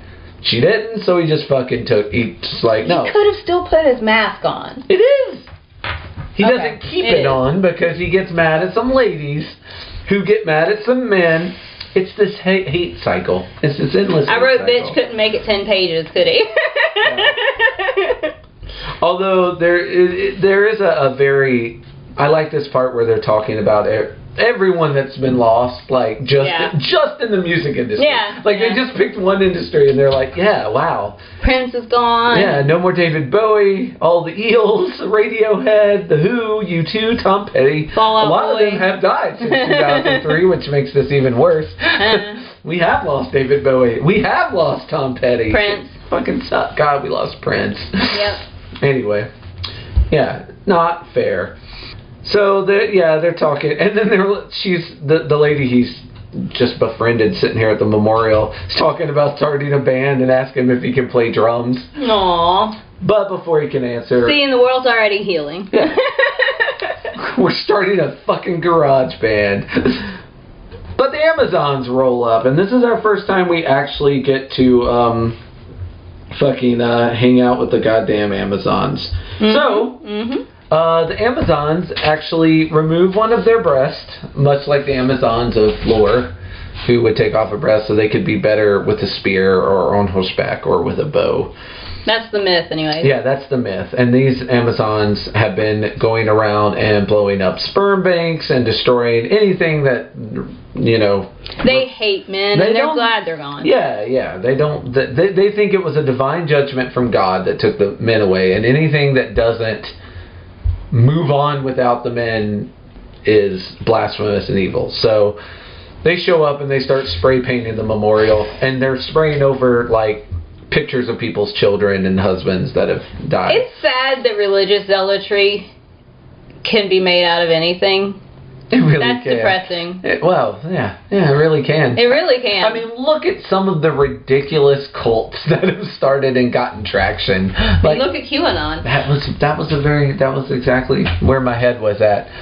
But like, yeah, it's just even before that, you had the people that believed that aliens would come and take them all to some planet at some point. Yeah.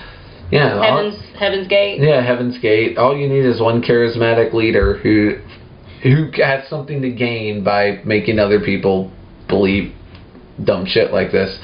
And you're off to the races.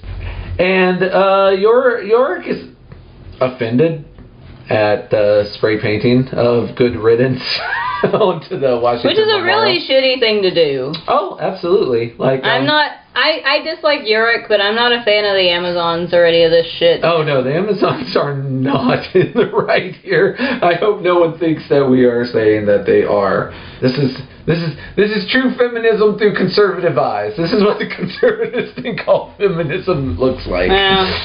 And Yorick is kind of getting in their face because they're like, well, God, this was God's plague. Get rid of all the men. He's like, oh, I missed one.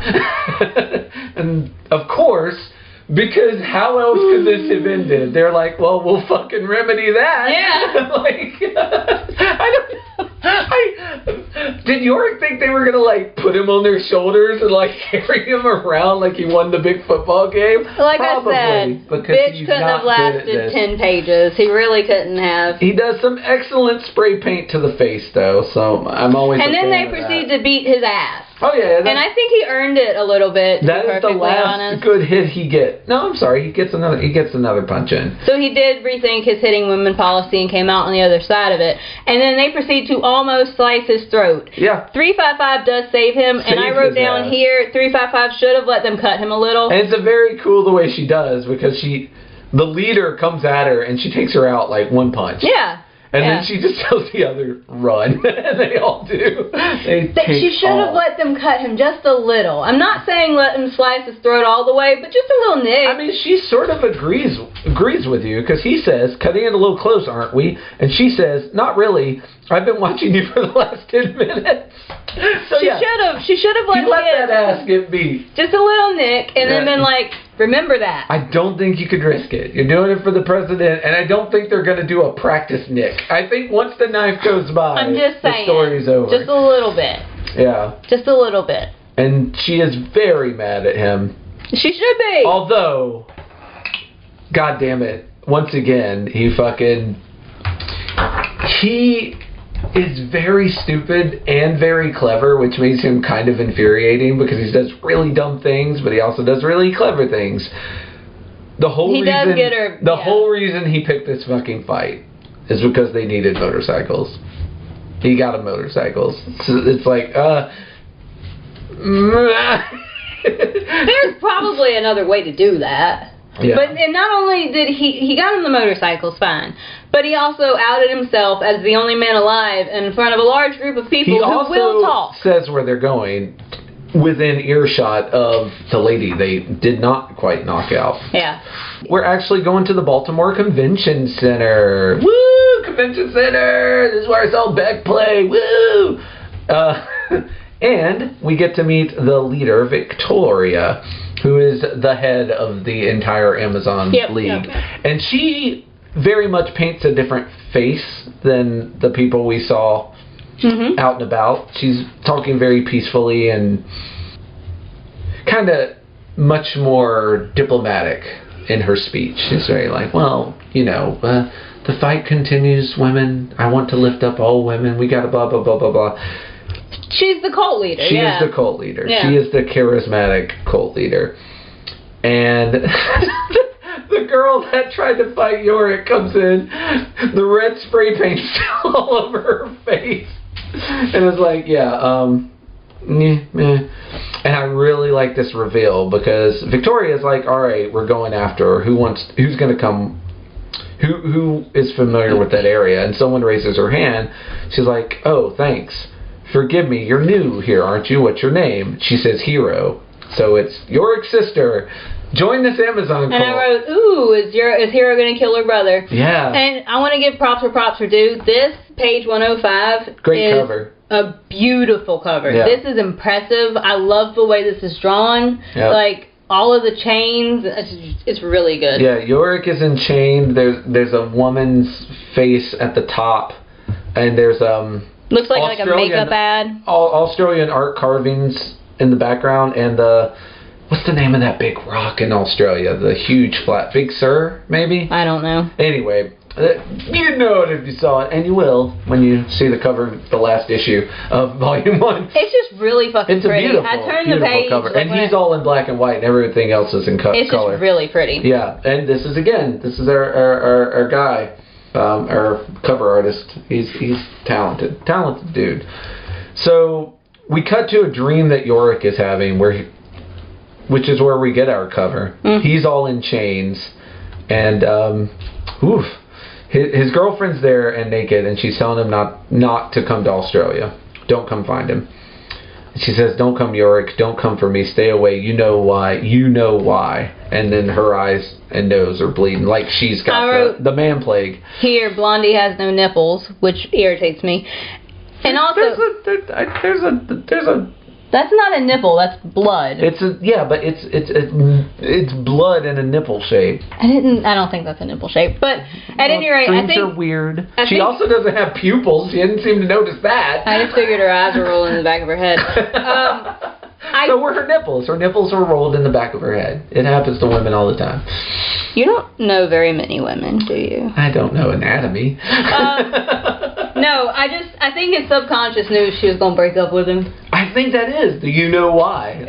Yeah. Like you don't want to be a part of this. You know why. You know why. Because I am getting Australian dick. All right. Whoop whoop. Whoop whoop. So Yorick wakes up from his nightmare. He's having a bit of a rough time of it. And it's funny because 355 is knitting.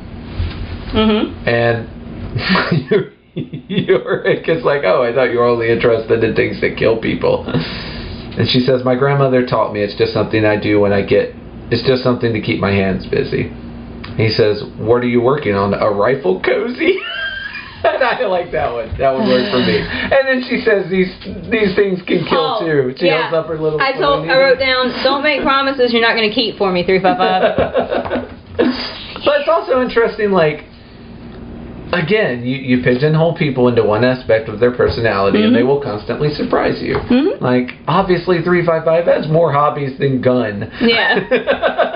But I liked what you did, the rifle cozy. Because I imagine her carrying around a knit rifle cozy with said like "Home Sweet Home" on it or something. Yeah, Yorick got me with that one. It gave me the giggles. So yeah, apparently neither of them sleep well, which is great. I do also appreciate, because they're talking about, "Anyway, it's good you're awake. As long as the sun is down, you and I can keep looking for Dr. Mann." Yeah. And he asks why they have to do everything in the middle of the night. And she's like, "This is Southie, Yorick. You might be able to look like a lady, but I can't look white." And he's like, "You seriously think that's still an issue?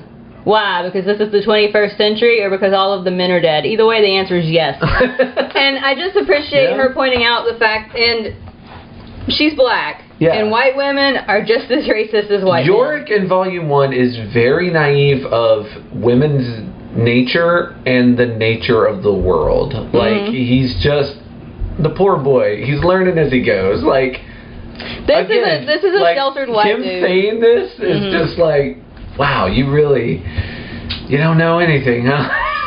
You're just out here all innocent with your innocent head. Not innocent, ignorant. Well, I mean, he's an adult. That doesn't... He's an adult who went to college. He made a choice to not be educated. I mean, you could argue that, but it's also possible that he didn't go to college in the Deep South. Or his theater class didn't discuss Uncle Tom's Cabin. Like, I don't know. Like, these things he didn't read Neil Hurston in his poetry class. Like, you can... especially in a rich, yuppie, white school, you can miss all of that stuff without making an active effort to miss all of that stuff. I guess it's just because I'm brown. I don't... You can't. But I could. Yorick could and did, I think. Just... Again, this is kind of unfair because I also have the foresight of 8 more volumes of this. So I know that, like, this stuff isn't a permanent part of his personality. Yeah. Which is why I would argue innocence over ignorance. Because ignorance, he would be less inclined to change. Like, he wouldn't change his mind. I think wouldn't grow in any way. Like, I mean, I consort ignorance with like a stubbornness, a refusal to learn, and innocence is more of just he hasn't been exposed to these things. When he gets exposed to them, not every time, I'm not gonna lie to you. Sometimes he grows and learns. Sometimes. Yeah, it's like all of us. Sometimes you make the same mistake. You have to make the same mistake 100 times before you learn. Sometimes it just takes once. And in an instance like this, I don't think this comes up again. I think this particular brand of his ignorance is handled now because he knows 355 is smarter than him in this fucking topic of how women of color are treated in the South. He is at least smart enough to know that she probably has a little bit more insight into this than he does. It's a low bar, but he does clear it. I guess it's just, yeah. You hate Yorick, and you're not going to give him an inch. I do not like Yorick, and you're right. Up to this point, I've not seen very much redeeming about him that would make me want to give him an inch. Yeah. But I don't know. I guess because I'm coming at this from the other side as a brown woman, I don't know how you get to stay ignorant because I didn't get to stay ignorant. Oh, it's so easy, man. Let me tell you. Yeah. As God's blessed people, I will explain. We're Be born white. Yeah. Born white in a country that really likes us. Yeah. Actually wants us here and everything. It's great. I don't have to tell. Oh, wait, I do. Oh, fuck. Yeah. Now this is awkward. What's that like? I'll be honest, it starts out good, but then gets really bad because, man, once you find out how fucking wrong you've been about everything, man, it kind of hurts your pride a little bit. Not only do you feel really dumb and your pride takes a hit, but man, the guilt, like a ton of fucking bricks, man, it's on your back. Yeah. But we can grow, we can change, we can be better. This is true. But someone who's having some trouble with that is Yorick's sister. We cut to Victoria and Hero. I forgot her name for a sec.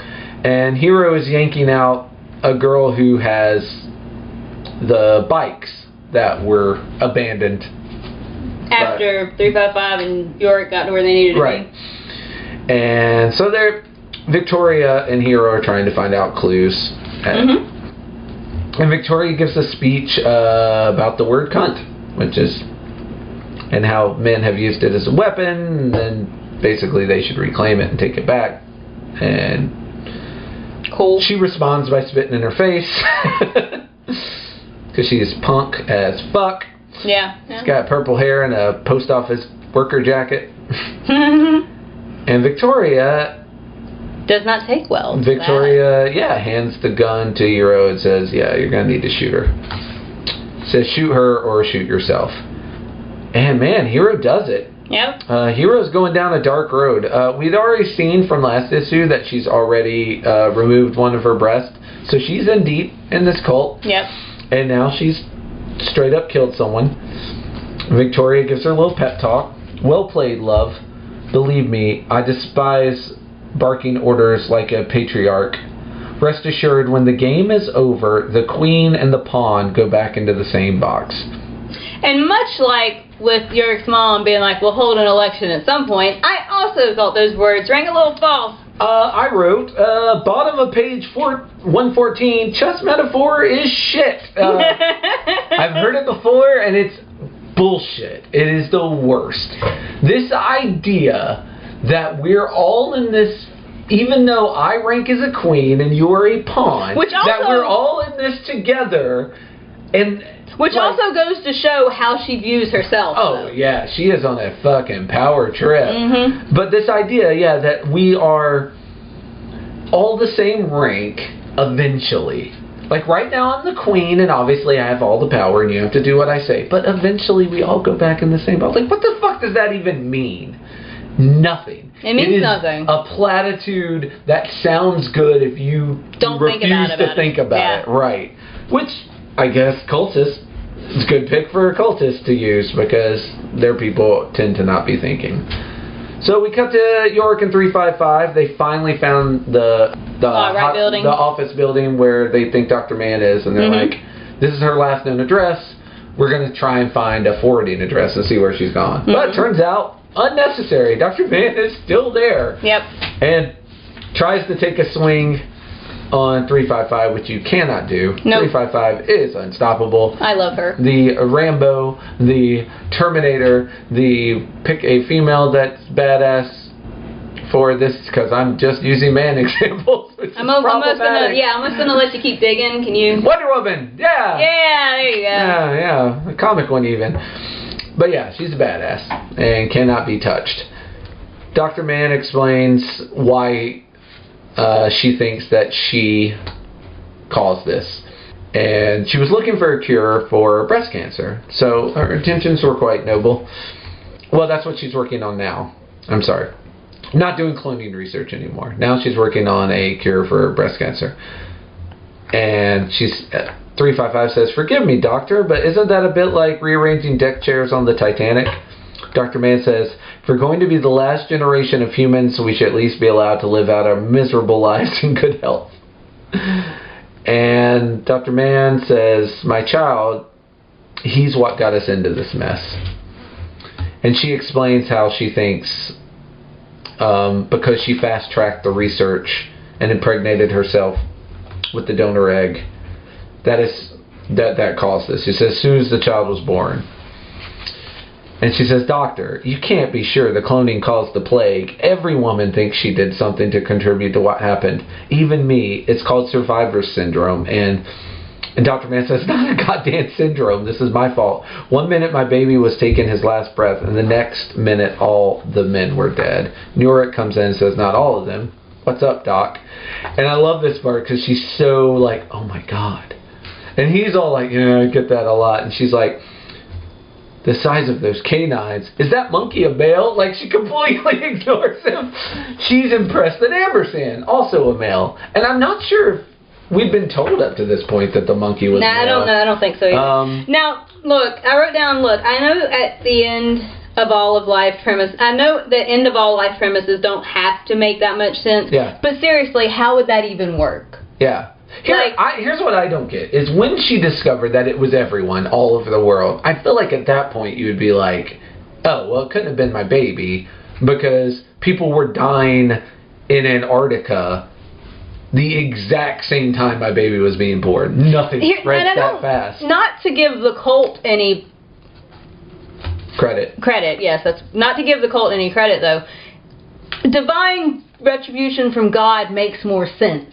I mean, it does. Because a clone born in Connecticut, or wherever the fuck she was, killing people on the other side of the planet, doesn't make any fucking sense. I'm going to go ahead and say it.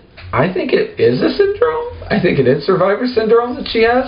And I also think it is interesting that 355 says every woman thinks she did something to contribute to this. Yeah. So I like the idea that every single person left on Earth has a bit of guilt that, like, oh fuck, that souffle I cooked, how many eggs did I put in that? Did I kill every man on Earth with my shitty souffle? Yeah. Like, that every person thinks, you know, in the deepest, darkest recesses of their minds that it might be their fault. They did something wrong. Yeah. So yeah, I think it is survivor syndrome. It just doesn't make it makes no sense, right? And I think she admits that later on. At this point, though, she's her clone out of her fucking mind. Yeah. And I do, and again, once again, I love that she's very obsessed with the monkey. And Yorick is actually offended. He's like, well, yeah, actually, I'm also. And she's like, obviously. Where did you find this animal? I don't care about you. You are not that fucking special, Yorick. That is the banner. That's the thing, so up until now, he has been. This is the first woman that he has revealed himself to who has not given a flying fuck about him, and he has no idea how to handle that. He went from being just an average dude to the dude to being less than that, less than even a blip. Less than the monkey. Yeah, less than the monkey.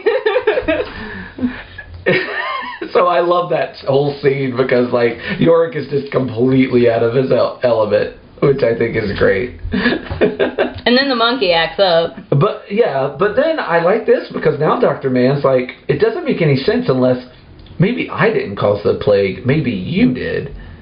Maybe it's you and that fucking monkey. Which is interesting because remember a minute ago when I said everyone thinks the plague is their fault? Yorick never thought that. All the women took this guilt upon themselves that they caused the end of the world. Yorick at no point thought he might... That's not a metaphor for anything bigger. At no point did he think that he had anything to do with this. Him and Ampersand, goddamn guiltless. But Dr. Mann makes the bad call of trying to stick a needle in him. Ampersand does not like that shit. Knows needles and does not like them, which is interesting because where did that fear from needles come from? You know Yorick hasn't been giving him shots, so just maybe he went to a vet. For later, yeah. It's possible. But they lose the fucking monkey, which is actually very good because our generals who were contacted about Yorick's existence earlier come in and burn the fucking place to the ground. Yep. And if they had still been there, it would have been bad for them. Yep, been a bloodbath because the lady who comes in is the lady that we were following from before. Yeah. Who we know is very capable of putting bullets in folks. She is very good at her job. Yes. So it says Boston, Mass, 6 hours later. And I love it because Ampersand's eating a chocolate bar on Yorick's shoulder. And I'm like, well, I know how you got the monkey back. Same way you would get me to come back. He tempted him with chocolate. Gave him some candy. Gave him some candy. So she's talking about all the things she's going to have to do with the monkeys. You're like, all right, when we get back to the lab, I'm going to have to do blood work. I'm going to do this, that. And the building's burning to the ground. So, and 355 immediately is like, nope, this is not an accident. Didn't leave a Bunsen burner burning. This is obviously sabotage, as the Beastie Boys would say. And now they're kind of trying to figure out their options because 355 is like, look, I'm supposed to take you back to your mom if anything goes sideways. And this is definitely something going sideways. Yeah. Dr. Mann is like, well, I have a backup materials and a backup lab in fucking California. We are currently on the other coast. We need to go to the West Coast. We're on the East Coast. And Yorick is, of course, like, I'm still trying to get my dick wet in Australia. So it's a real cool last shot of Volume 1 of the three of them just standing at a three-way intersection, just like, I don't know what we're going to do. So, you're left at the end of Volume 1 wondering where our three intrepid explorers are. Oh, we all know Yorick's going to try to go to Australia and get his ass almost killed a million times. I mean, I feel like these two women can overpower him and make him go wherever they want to. I feel like 355 can handle this on her own, and now Dr. Mann is there, and Dr. Mann was willing to swing a cane into the face of a total stranger coming into her place, so I think they can handle Yorick. Yeah. Someone needs to bat them. They couldn't handle Ampersand, but they can handle Yorick. Thus ends Y the Last Man, Volume 1. It is a 9-volume set. We might go back to it in the future. It would be neat to cover the thing from start to finish. Yeah. So much like He-Man, it might be a thing that we revisit in and out. So I kind of came up with a weird big question. All right. It comes from the scene where they are, Yorick and the woman he meets are sitting in front of the Washington Memorial talking about how every male musician is dead. So, my big question for you is, out of every celebrity death that has happened during your life, which one has hit you hardest and why? Ooh.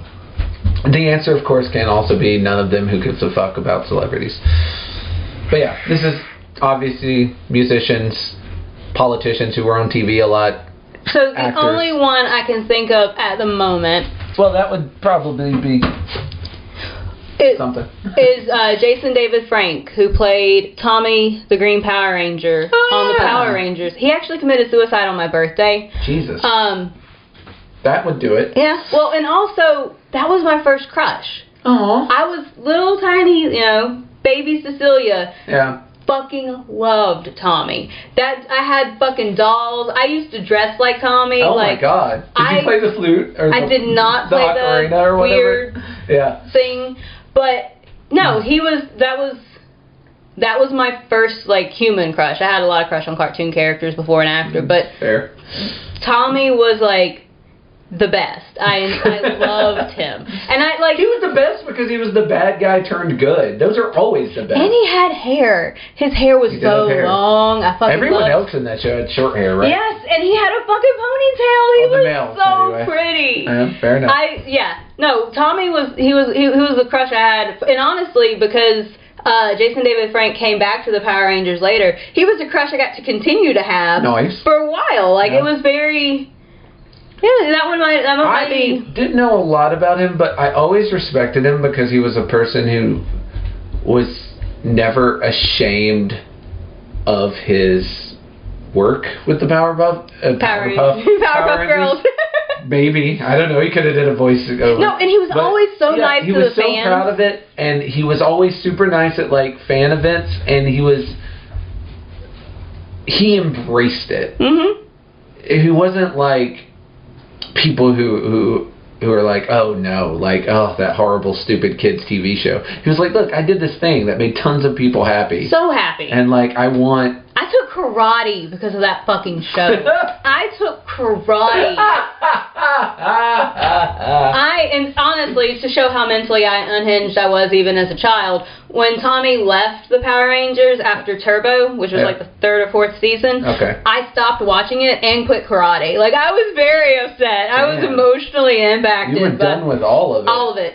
How dare they? How dare they, indeed. And then they invited another cute dude in on a later season, so I did pick it back up for a minute. Bastards. But no, how do they come up with the let's put good-looking people on our show idea? Look, it was another dude with a ponytail, and I'm a very simple woman. Yeah. But no, like it was, and he always was. From what I could tell, he was always very nice to the fans, and it was a very important thing for me. There was nothing, like, no one had anything, but it wasn't just like no one had anything bad to say. Everyone had glowing, wonderful, like... Yeah, and as far as I can tell, there's no, like, he raped little children or anything. He seems to have no skeletons in his closet, which is hard to say. As much as you can know a famous person, it seems to be... He seems like he was a decent enough dude. Yeah.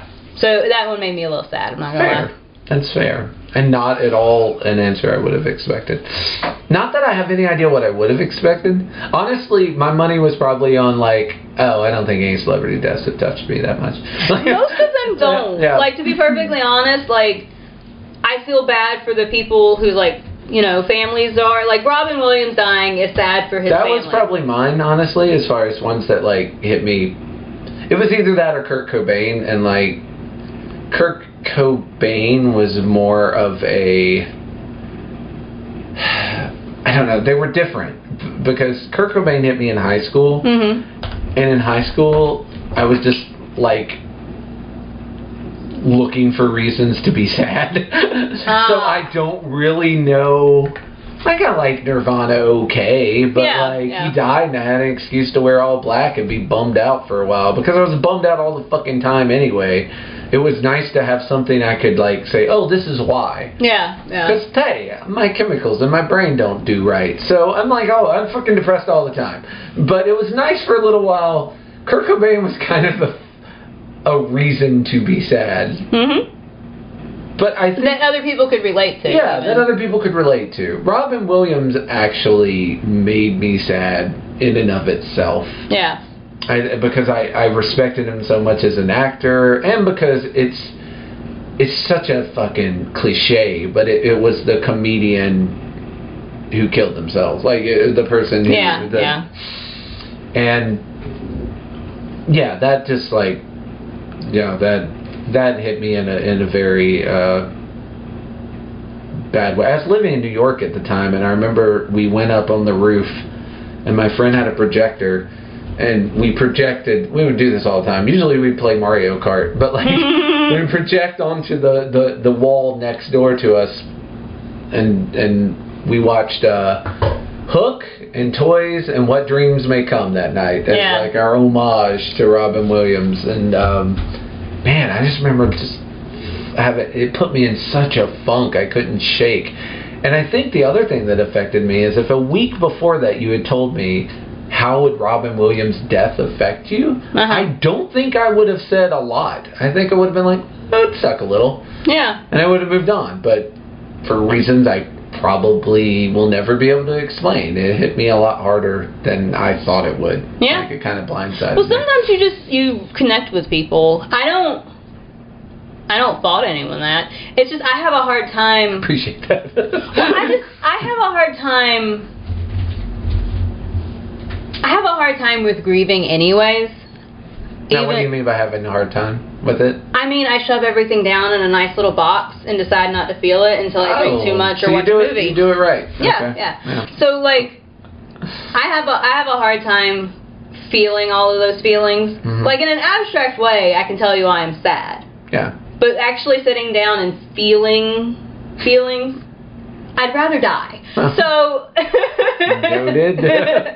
so whenever it comes to things that are overwhelming like that, I do have a tendency to be like, all right, I'm going to put that back in my head, and then I'll watch a sad movie and cry about it. But I'm not going to actually, like... I won't connect it to the thing I'm actually upset about. No. Yeah, I'm sure I'm doing that too, because again... Sometimes things will make me sad, and they'll be connected to nothing. They'll be apropos of nothing. Well, I will purposely, because I know that you need to release those feelings. So I'll purposely be like, okay, I'm in a funk. I need a good cry. Let's put on a movie that'll make me sad. Like, I will, that way I can... Does that count, though? It's still kind of expressing them, but it allows... But you're not facing the thing that's actually causing... It allows me some release, Reno. We are not... I'm not. My coping mechanisms are my coping mechanisms, sir. They might be poor ones, but they're what I can handle right now. It's that fucking TikTok video of, I have your coping skills. Oh, God, no, that's not a coping skill. No, we watch sad movies and we cry about it, okay? That's just the thing. That's not the thing. That's just a thing. It gets them out. That's fair. But no, I do have trouble with grief anyway, so. Understood. Well, that's really sad. But in 2 weeks, we won't be talking about Why the Last Man because we'll be too busy talking about what, Cecilia? Next time you hear from us, we will be reading 3 Spidergwynn comics. Spidergwynn's, do you need those for reference? Kind of, a little bit. I'll get them. Yeah. We'll delete all of this. Yeah. Or I'll leave it in for comedic effect. So we will be reading Spider-Man, Spidergwynn sitting in a tree, which is kind of... Hot. It's very hot. We're doing a Mary Jane, Tobey Maguire cover kind of thing. Right. And then Most Wanted and Greater Power. So. Yeah. And now that's 1 and 2? Yep. Well, this is 0 and 1, actually. 0 and 1, of course. Why, and that's why God this forbid is you confusing. just number things correctly. And, like, that's why I thought this one was first. There's no number. 0, 1, and blank. Yep. But there will be links to all of those in the show notes. So if our description did not get you there, there will be notes, and you can click on them, and then you'll see the pictures and where to order them sometimes, depending on what link I use. Yeah, hey.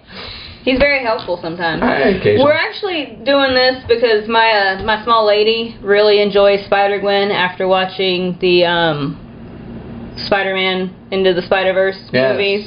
So I got her these, and the episode for this will be coming out around her birthday. So it's kind of a little ode to my oldest daughter. Also, we are going to might do it Sunday, and record a little thing about the 2 Spider-Man multiverse movies for our Patreon subscribers. Yay! So that'll be something up on the Patreon. Patreon exclusive pay content. A little kiss ass, you'll get a little multiverse ass. I don't know. Anyway. Jesus. As I've said before, not really good at selling myself, but we do have a Patreon with all different subscription levels, with all different perks, and they're super good. But if you can't afford it, we still love you anyway. 5-star reviews, ratings, like, follow, subscribe, tell your friends. You know all the shit that every podcast tells you ever. For all the reasons that every podcast tells you ever. If you want to sponsor us the way they sponsored fucking Michelangelo or Raphael. Right. You give us a place to live and we paint for you. That would be fine.